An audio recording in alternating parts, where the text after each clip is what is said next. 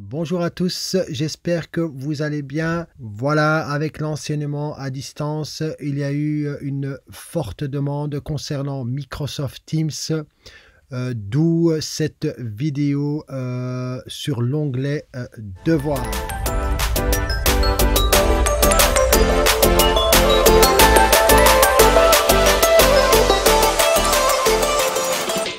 Voilà ici une petite vidéo concernant Microsoft Teams. Je vais vous expliquer principalement l'onglet Devoirs. Donc, il y aura deux parties. La première partie pour le professeur qui veut affecter son devoir à sa classe. Et la deuxième partie, l'élève qui réceptionne le devoir et qui le remet ensuite à son enseignant. D'accord? Ici, je suis dans les équipes de l'enseignant. Je prends une équipe pour laquelle l'enseignant veut affecter un devoir. Vous avez les onglets ici. On clique sur l'onglet Devoir. Voilà. Ensuite, Créer. Vous allez, s'il s'agit d'un nouveau devoir, vous allez l'affecter. Ici, affectation. Vous allez donner un titre à votre devoir. Ensuite, vous pouvez lui donner une instruction. Vous allez donner une instruction à votre devoir. Vous pouvez mettre une catégorie. Par exemple, voilà. Alors ici, vous pouvez joindre une ressource, votre fichier sous forme par exemple Word ou PDF. Ou tout simplement, si vous n'avez pas de fichier Word ou PDF, dans l'instruction, si vous utilisez un livre avec vos élèves, ben vous mettez page un tel, exercice un tel dans vos instructions. D'accord? Vous pouvez mettre des points du devoir, si c'est sur 10 points, si c'est sur 20 points. D'accord? Ici, vous avez votre classe. Alors, le devoir, vous pouvez l'affecter à toute la classe ou bien à certains étudiants. D'accord? Vous n'êtes pas obligé de l'affecter à toute la classe. Bon, en général, voilà, ici, je mets tous les étudiants, donc ce sera pour toute la classe. Ensuite, vous avez la date d'échéance. Pour quelle date vous voulez que votre devoir soit fait? On va mettre ici, par exemple, le 26 novembre. Vous pouvez aussi donner une heure précise, par exemple 11 heures, d'accord? Donc le devoir sera fait pour le 26 novembre à 11 heures. Les remises tardives seront autorisées, ça dépend de vous. Si vous autorisez les remises tardives, vous laissez comme ça. Sinon, vous pouvez modifier et cliquer ici. À ce moment-là, les remises tardives ne seront pas autorisées.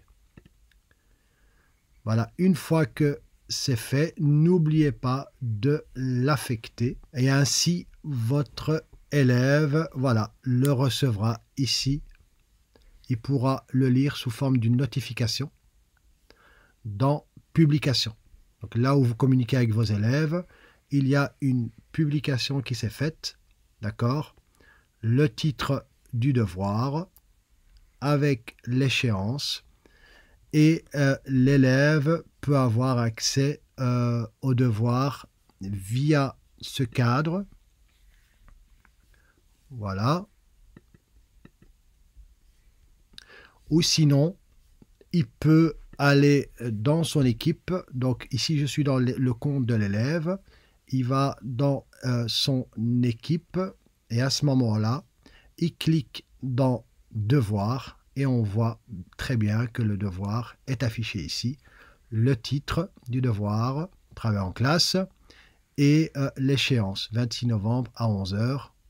L'élève clique dessus et il a, on va dire, toutes les informations. Encore une fois, le titre. Ici, je n'ai pas mis de point. Il y a la date, l'heure à laquelle il doit remettre son travail, les instructions.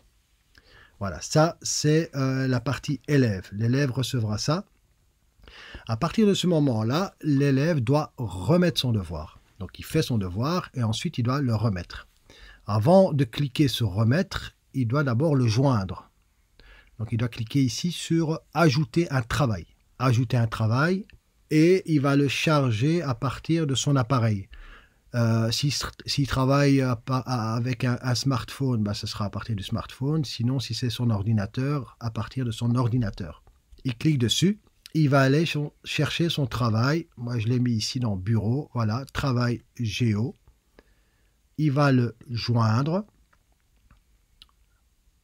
Voilà, le travail à charger. Il clique sur Terminer. Attention, jusqu'à présent, le travail n'a pas encore été remis. L'élève a uniquement joint son travail ici, mais il ne l'a pas encore remis. Donc, pour le remettre à son enseignant, l'élève devra cliquer sur « Remettre ».